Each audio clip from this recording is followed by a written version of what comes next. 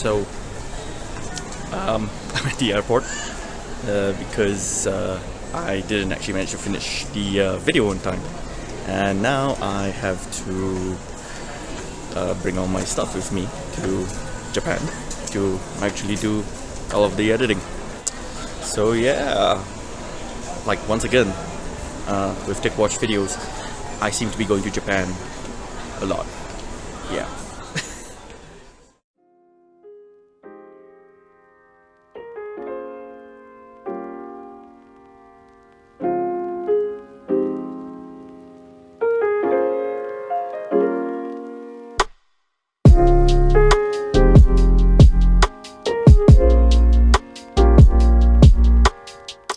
And well, this isn't Japan yet, it's Singapore, because we are actually heading off to Nagoya, and from Kuala Lumpur doesn't fly directly to Nagoya, so yeah, we're stopping here and then flying off later to Nagoya. So yeah, off we go.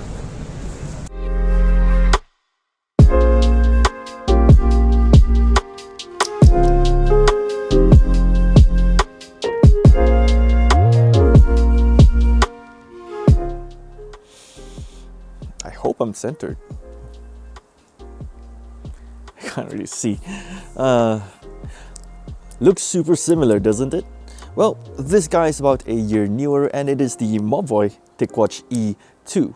This name might sound familiar actually because I reviewed its predecessor before, and yeah, I actually gave it a pretty glowing review, and of course you can check that out over here, I think. Now, that watch is still my daily driver till today, and it's still going strong. But when I saw that Mobvoi released the E2, I knew that I had to bring it in for review and to test out, given that I loved the original, and of course was curious to see how it has changed and evolved, but also for you guys to see whether it is really worth your money, especially since it's coming in at a higher price point of $159.99 USD, which effectively makes it 40 USD more than how much I got the original. Oh, by the way, if you didn't notice already, I didn't manage to finish the video while I was in Malaysia. So this is taken partly in Japan and partly in Malaysia. And so, yeah, you know what? Take a seat, grab that hot green tea, and let's see what the Mobvoi TicWatch E2 brings to the table, or the veritable kotatsu.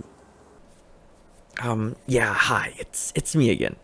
Sorry to interrupt, but actually what you've been seeing so far happened about 6 months ago, and as you can imagine, this was actually meant to be a first day review, but by 6 months, it really isn't a first day review anymore. And yes, I took a really long time to finish this video, don't judge me, but you know what?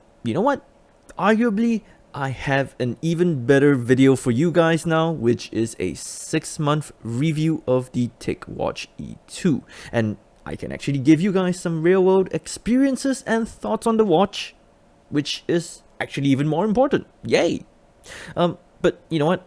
Everything that I recorded and wrote before now has to be thrown away into the trash and redone. Yay!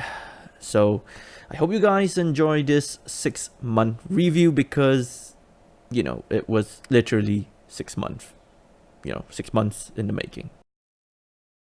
Alright, so let's first start off with the specs, because this had big implications to my 6-month experience. Compared to the original TicWatch E, it comes with a Snapdragon Wear 2100, which is a quad-core processor this time around, and it makes a ton of difference actually, especially in day-to-day use, where I found the watch to be much more smoother, responsive, and more fluid without needing a restart, or even after a few weeks or months of use.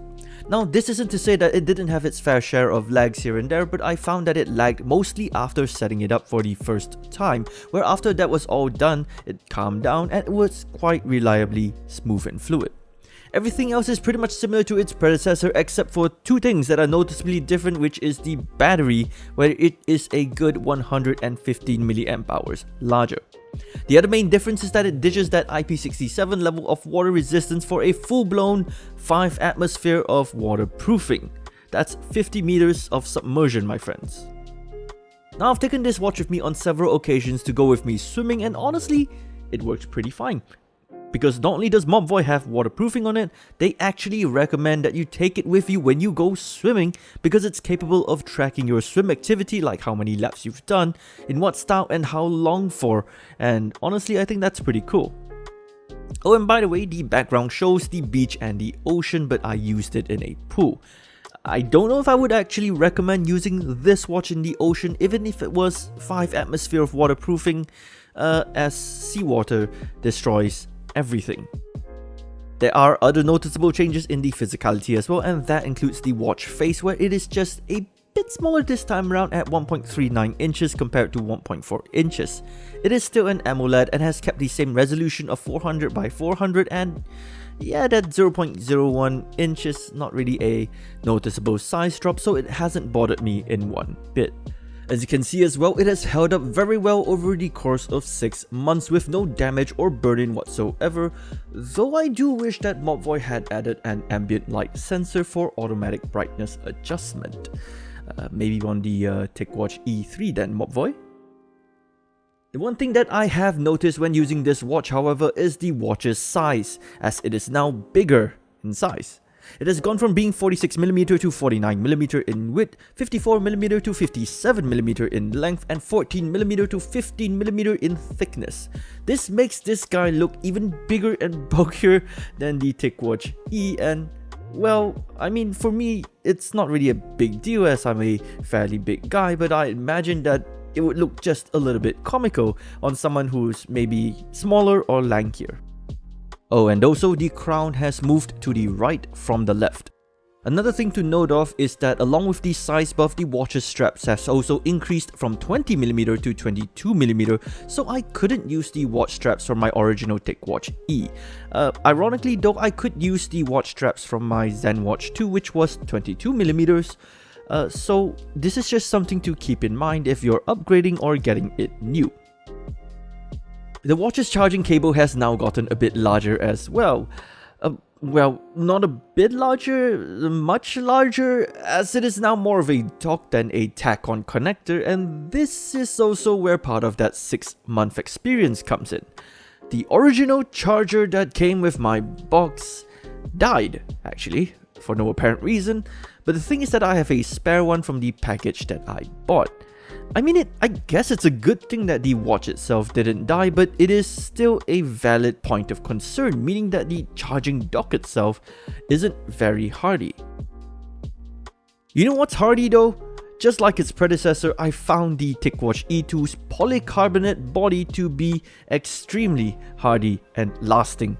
See, I've bumped this watch around, I've thrown it across tables, I've dropped it a couple of times, and in my opinion, it still looks pretty good for a watch that has endured so much,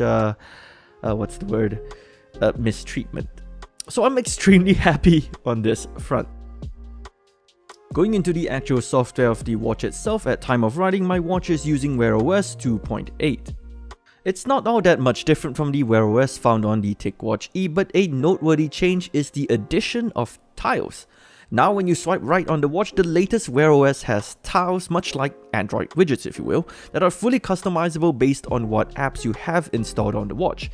So for example, my watch right now, I have the first tile showing me my Tic health information, the second being weather, and the third my calendar, and the fourth Tic pulse, which shows me my heart rate information at a glance.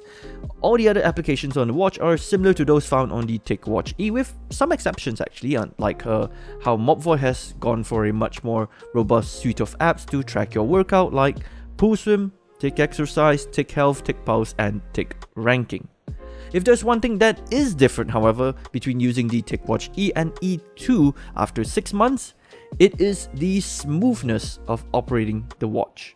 Now I know that I've mentioned this before, but the Snapdragon Wear 2100 really does help out in delivering a smooth user experience, given that it has the same amount of RAM and storage as its predecessor. It's still not perfect by any means, as there are occasional hiccups here and there, but for the most part I never found myself frustrated with the watch, with it crashing on me or having to wait for an exorbitant amount of time, which is a definite improvement over its predecessor, which honestly said wasn't this smooth after 6 months. The battery life was also quite surprising. Those 2 extra cores not only smoothed out the operation of the watch, it is also more power efficient.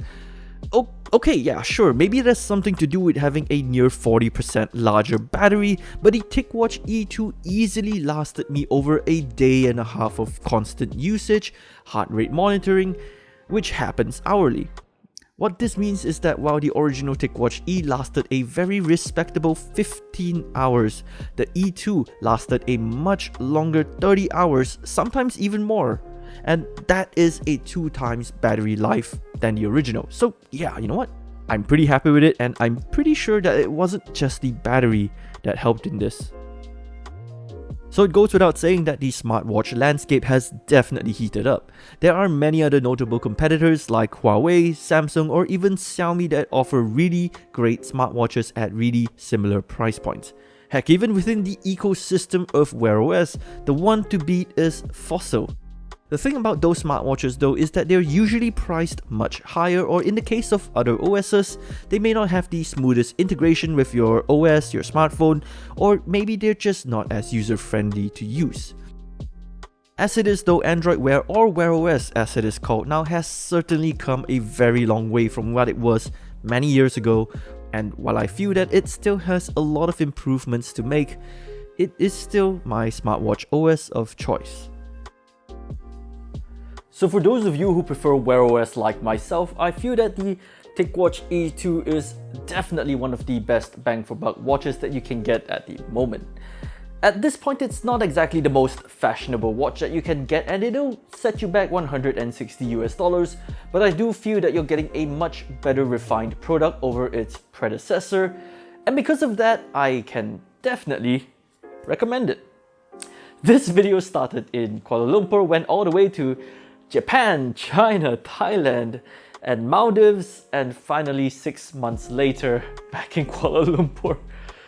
I hope you guys found this video helpful. If you did, give it a like, share it around, maybe consider subscribing to my channel and following me on my Twitter and Facebook. You can also click the bell icon to get notified for when my next videos go live, but for now, this is Yang, the Tech Rodent, signing off.